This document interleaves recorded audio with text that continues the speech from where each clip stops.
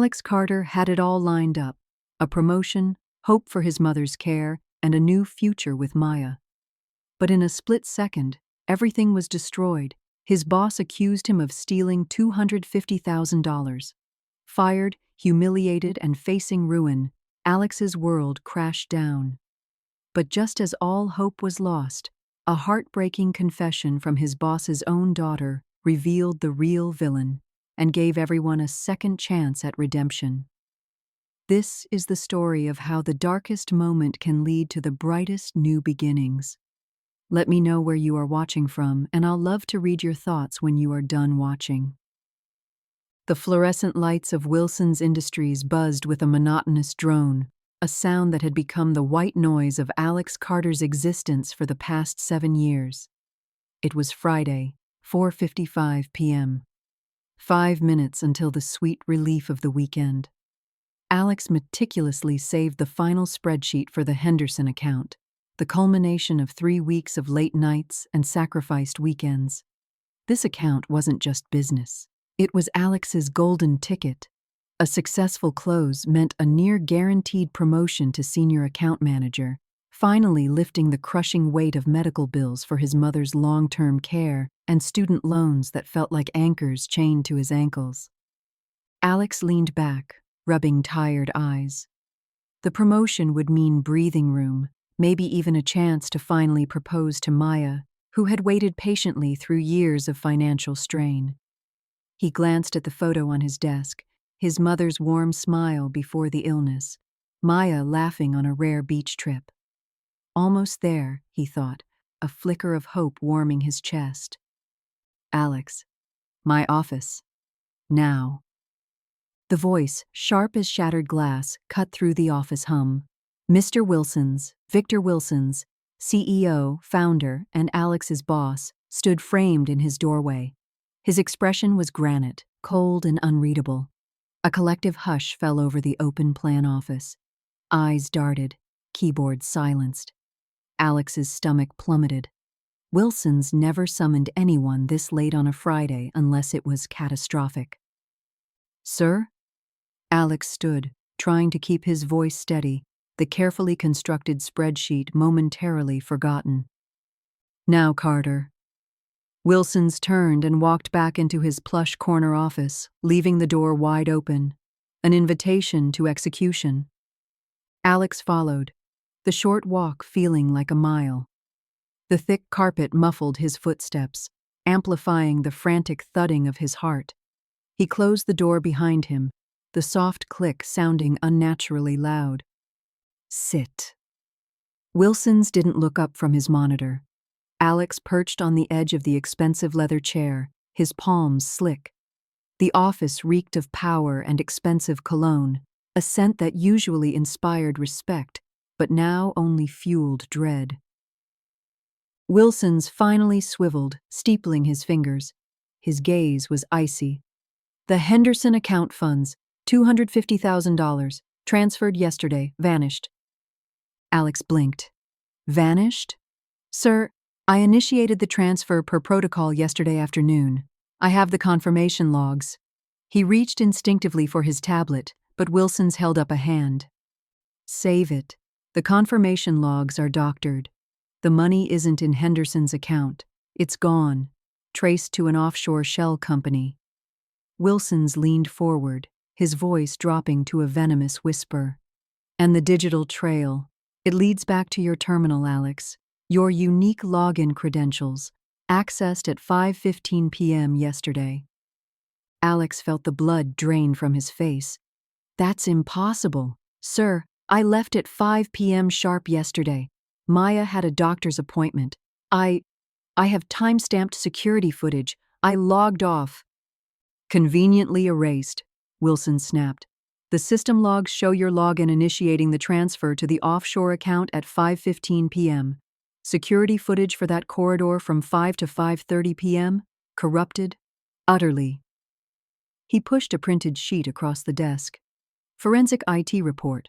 Conclusive. Alex scanned the document, his vision blurring. It looked horrifyingly real. His login, the timestamp, the destination account. a string of numbers he'd never seen. This is a setup. Someone accessed my terminal after I left.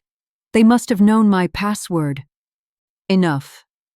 Wilson slammed a fist on the desk. Your reckless spending is no secret, Alex. The constant calls from debt collectors, the rumors about your mother's care. You were desperate. You saw an opportunity with the Henderson funds, a way out before the audit next week. His eyes held no trace of the mentor Alex had once admired, only disgust. You betrayed this company. You betrayed me. The accusation hung in the air, suffocating. Alex's carefully constructed world crumbled. The promotion, the security, the hope, obliterated in seconds. Sir, I swear to you, I didn't do this. I've given this company everything, 7 years. And your reward, Wilson said, his voice devoid of emotion, is termination. Effective immediately, for gross misconduct and theft. Security will escort you out. Hand over your badge, keys, and company devices. He pressed a button on his intercom. Rick? My office. The finality was a physical blow. Alex fumbled for his badge, fingers numb. The weight of the lanyard felt like a noose. Rick, the head of security, a man Alex had shared coffee with countless times, appeared at the door, his expression carefully neutral, avoiding Alex's eyes. Mr. Carter is leaving the premises, Rick. Ensure he collects only personal belongings. HR will be in touch regarding the legal proceedings. Wilson's turned his chair away, staring out at the city skyline, dismissing Alex from his life and his view. The walk back to his desk, flanked by Rick, was a perp walk under the pitiless gaze of his former colleagues. Whispers slithered through the air like snakes. Thief. Desperate. Knew he was in too deep. Alex kept his head high, jaw clenched, refusing to let the tears fall. He grabbed the photo of his mother and Maya, a worn notebook, and the cheap stress ball Maya had given him. Everything else, the ergonomic chair, the framed Employee of the Month certificate from 2 years ago, belonged to a life that was over. The elevator ride down was silent. The lobby, usually bustling, felt cavernous. Rick stopped at the main entrance. I'm sorry, Alex, he muttered, genuine regret in his voice. For what it's worth, I don't think you did it. It was a small ember in an avalanche of ice. Thanks, Rick, Alex managed, his voice thick. He pushed through the heavy glass doors into the cool Friday evening. The city lights blurred. He was unemployed, branded a thief, facing potential criminal charges. And the medical bills. They wouldn't stop. The weekend was a slow-motion nightmare. Telling Maya was agony. Her face, initially confused, then horrified, then etched with a fierce, protective love that almost broke him. We'll fight this, Alex. We know you didn't do it. But the fear in her eyes mirrored his own. His mother, frail in her care facility, sensed his distress.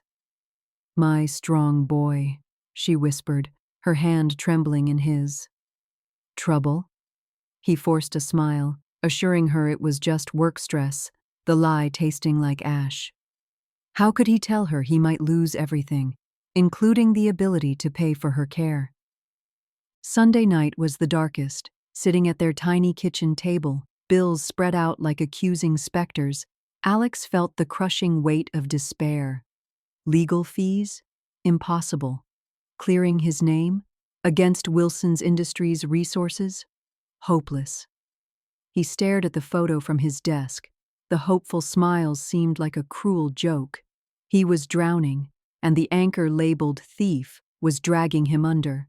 Sleep was a distant memory, replaced by a churning vortex of fear, rage, and a terrifying sense of utter powerlessness.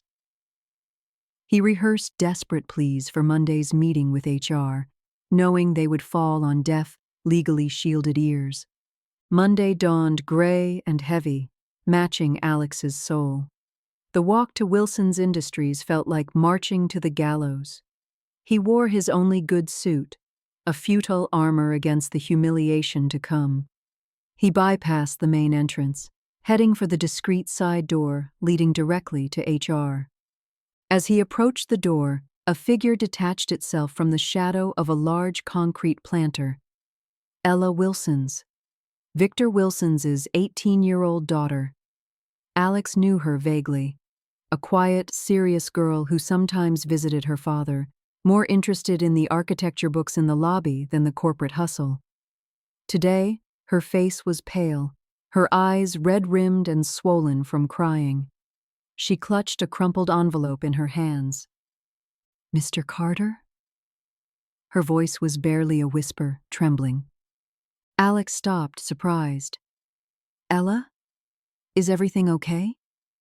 His own problems momentarily eclipsed by her obvious distress. "No," she choked out, a fresh tear tracing a path down her cheek. "No, it's not. I need to talk to you, before you go in there." She glanced fearfully towards the HR entrance. Alex's brow furrowed. "Ella, I have an appointment." "Please." The word was a desperate plea. "5 minutes, please. It's about Friday." She looked around nervously, as if expecting her father to materialize. A cold prickle ran down Alex's spine. He nodded mutely and followed her a few steps away, around the corner of the building, shielded from view. Ella took a shuddering breath, unable to meet his eyes. "I was in Dad's office Friday afternoon," she began, her voice thick with guilt. "After everyone left, I needed money. A lot of money." She wiped her nose with the back of her hand. "My boyfriend, Mark, he got into trouble, bad trouble, gambling debts, dangerous people. They threatened him, threatened me." Her voice hitched. "He said if I didn't get $250,000 by Friday night, they'd hurt him, really hurt him. He said Dad would never miss it, that it was just sitting there in that account, that we could pay it back before anyone noticed." Alex felt the ground shift beneath his feet. He stared at her, comprehension dawning with horrifying clarity. "Ella?" "I was desperate, Mr. Carter, terrified." Tears flowed freely now. "Mark knew Dad's schedule. He knew about the Henderson transfer.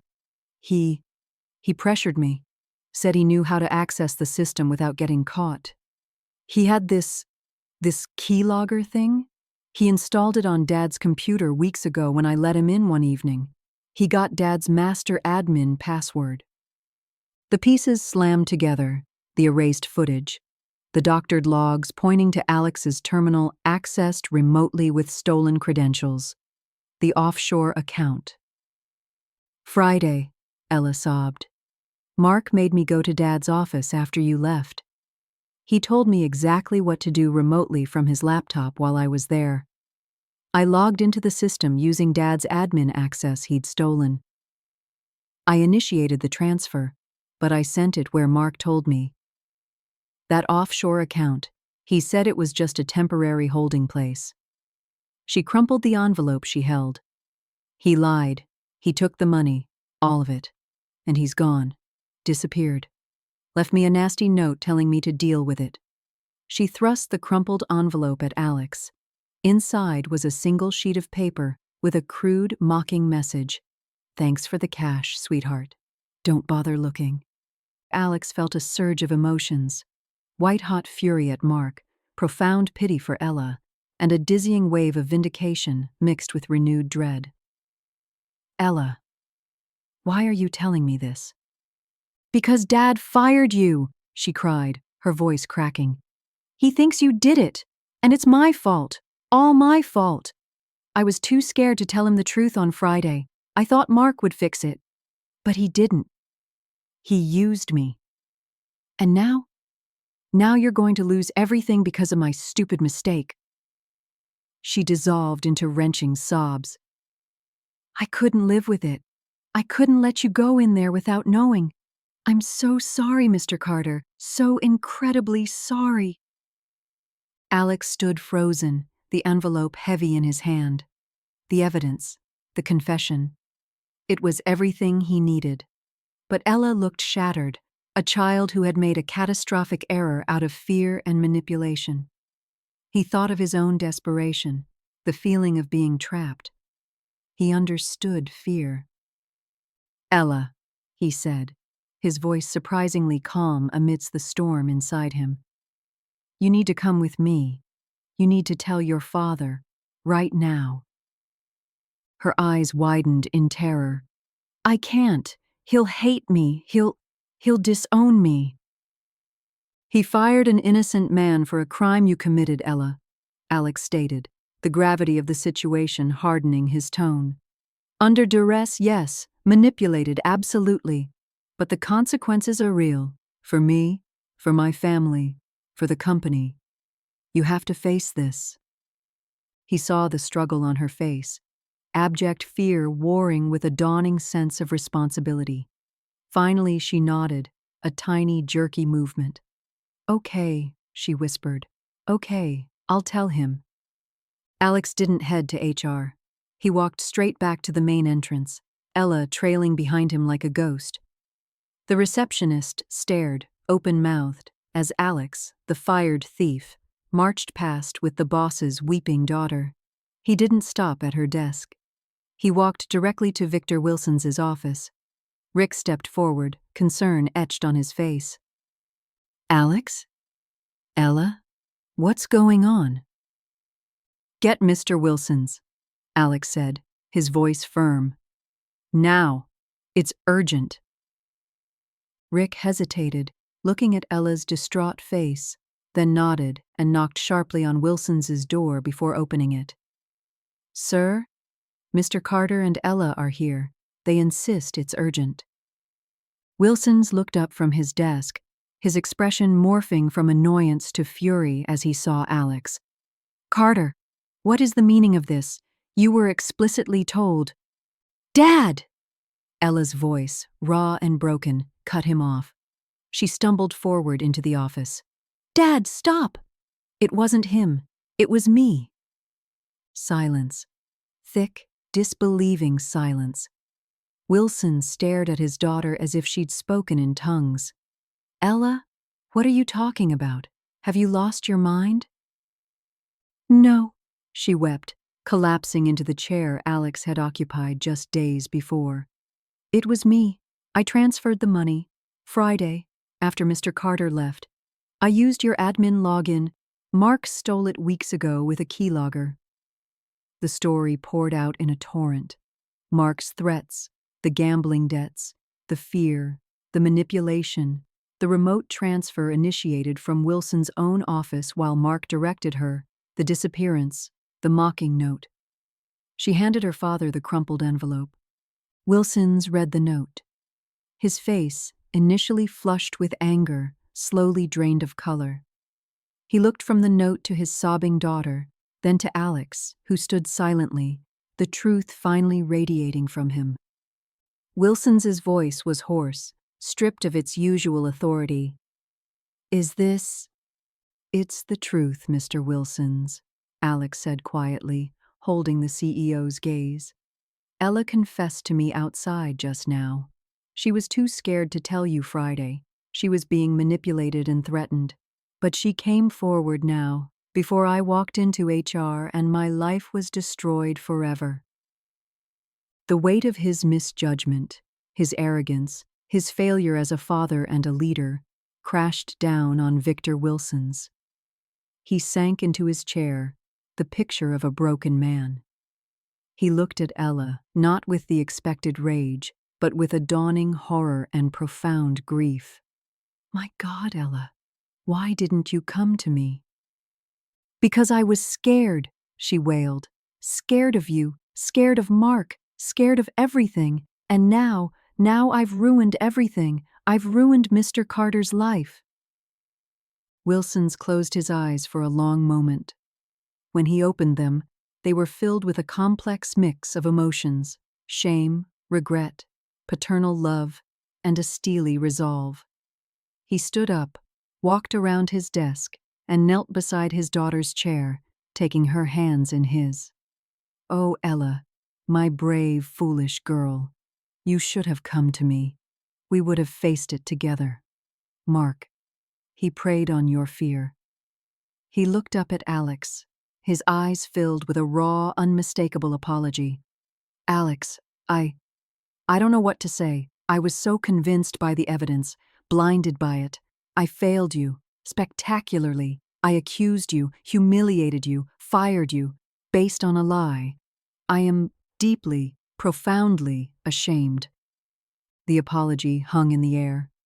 Alex felt the vindication, but also a surge of unexpected pity for the proud man brought low by his own child's desperate act and his own rush to judgment. Wilson stood, gently guiding Ella to sit back. He walked to his desk, pressed the intercom. "Rick, cancel my next 2 hours, and get IT security and legal in here immediately. Top priority." He turned back to Alex. "Sit down, Alex.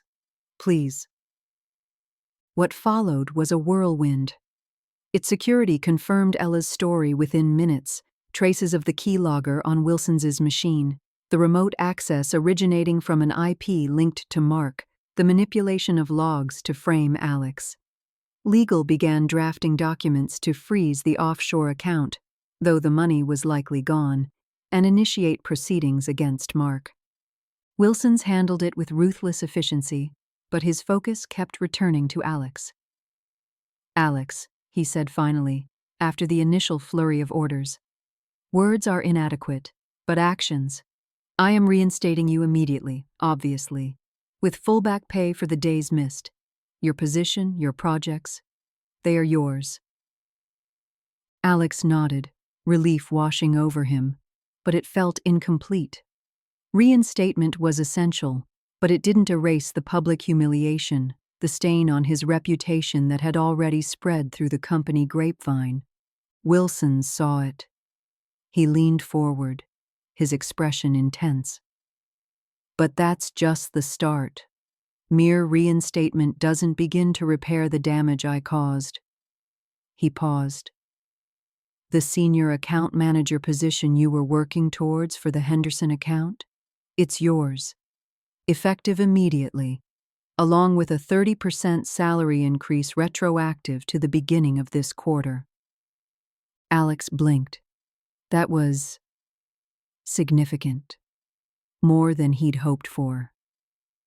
"And," Wilson's continued, his voice gaining strength, "I am personally funding a year of your mother's care at the Oak Haven facility. Top tier. No arguments." He held up a hand as Alex started to protest. "This is non-negotiable, Alex. It's the least I can do." The gesture struck Alex to the core. It wasn't just about money, it was about acknowledging the specific personal devastation Wilson's actions had caused. Tears pricked Alex's eyes. "Mr. Wilson's, thank you." "There's more," Wilson said, standing up. He walked to the door and opened it. The HR director, Susan, stood there looking apprehensive. "Susan, call an all-hands meeting. Main conference room, 15 minutes. Mandatory attendance." The conference room buzzed with uneasy speculation. The news of Alex's return with Ella Wilson's had spread like wildfire. Victor Wilson's walked to the podium, Alex standing slightly behind him, Ella sitting pale but composed in the front row. "Ladies and gentlemen," Wilson's began, his voice amplified but lacking its usual booming confidence. "I called you here for 2 reasons. First, to correct a grave injustice that occurred under my watch this past Friday." He took a deep breath. "I wrongfully terminated Alex Carter based on fabricated evidence. I accused him of theft. I publicly humiliated him. I was wrong. Profoundly, unequivocally wrong." A stunned silence filled the room. Wilson's detailed the actual events, Ella's manipulation by Mark, the theft of his credentials, the framing of Alex. He didn't sugarcoat Ella's role, but he framed it within the context of fear and exploitation. Alex Carter, Wilson stated, turning to face him, is innocent. He acted with integrity throughout this ordeal, even when faced with my unjust accusations. He showed compassion to my daughter when he had every right to be consumed by anger. He looked back at the audience. Effective immediately, Alex Carter is reinstated. Furthermore, he is promoted to senior account manager with a significant salary increase. He has my full public apology and my complete trust. He paused, letting the magnitude sink in. Secondly, his voice hardened. This incident exposed critical failures in our security protocols, which allowed this breach. Failures in my own leadership, which led to a rush to judgment without due diligence. Effective immediately, we are implementing mandatory top-tier cybersecurity training for all employees. We are overhauling our internal audit and whistleblower procedures to ensure fairness and protect against manipulation. And, he added, his gaze sweeping the room, anyone found to have participated in spreading malicious rumors about Alex Carter will face immediate disciplinary action. He looked at Ella. She stood up, trembling but resolute. I also owe everyone an apology, she said, her voice surprisingly steady. My actions, born out of fear and bad judgment, hurt this company and nearly destroyed an innocent man's life. I am deeply sorry, especially to Mr. Carter. I will spend a long time making amends. She sat down, looking exhausted but unburdened. The meeting ended in a hushed murmur. As people filed out, many approached Alex, offering awkward apologies, congratulations on the promotion, or simply nods of respect. The stigma was publicly lifted, replaced by a sense of collective shame and a newfound respect for Alex's quiet dignity. Back in Wilson's office, the atmosphere was different. The power dynamic had shifted. Alex, Wilson said, pouring 2 glasses of water. What you did, bringing Ella to me, giving her the chance to confess, that took immense courage and compassion after what I did to you. Someone once told me integrity isn't just about doing the right thing when it's easy, Alex replied, meeting Wilson's gaze. It's about doing it when it costs you everything. Ella was terrified. She made a terrible mistake, but she chose to face it. She deserved the chance to make it right. Wilson's nodded slowly, a look of deep respect in his eyes. You taught me a powerful lesson today, Alex. About trust, about humility, about jumping to conclusions. He extended his hand. I hope in time I can earn back your trust. Alex shook his hand. It wasn't forgiveness yet, not fully. The scars were deep, but it was a start. We move forward, Mr. Wilsons, together. Viewers, the Changed Everything wasn't just about Alex getting his job back or even the promotion. It was profound and multi-layered. Let's break this down and tell me in the comments if I missed anything. For Alex, beyond reinstatement and financial security, he gained something invaluable. His reputation restored publicly. The promotion was earned not just through work, but through proven integrity under fire. The weight of his mother's care lifted was an immeasurable relief.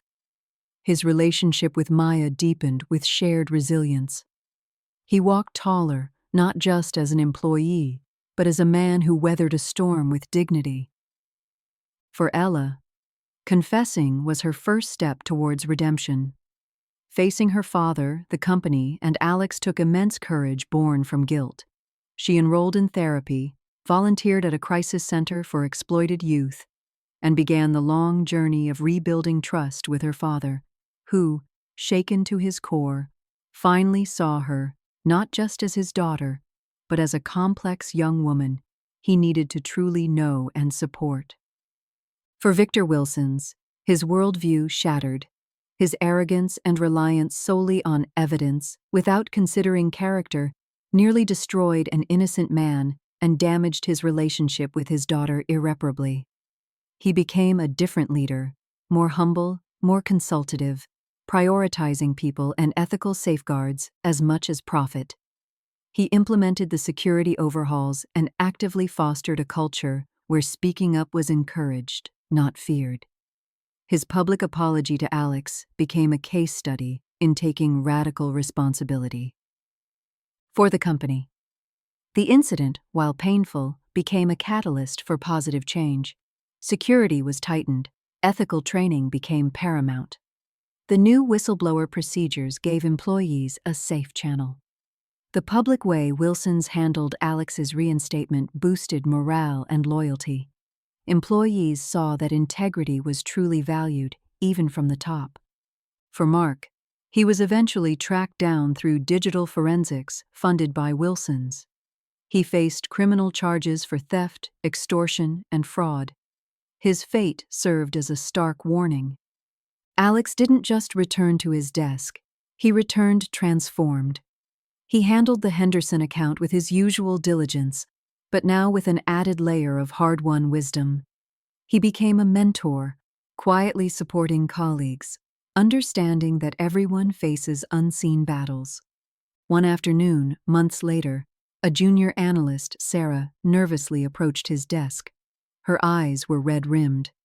"Mr. Carter, can I talk to you? It's kind of serious. I think I messed up." Alex put down his pen and gestured to the chair. "Of course, Sarah. Close the door. Take your time." He recognized the look of terrified guilt. He knew the path forward started with listening, without judgment, offering the chance to make things right. A chance someone brave had once given him, changing everything.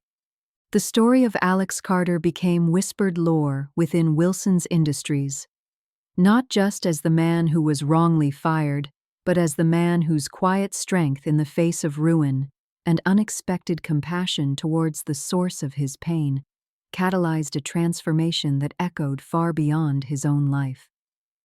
It was a testament to the enduring power of truth, the courage it takes to speak it and to hear it, and the profound, unpredictable ripple effects of choosing integrity even when the cost seems unbearable.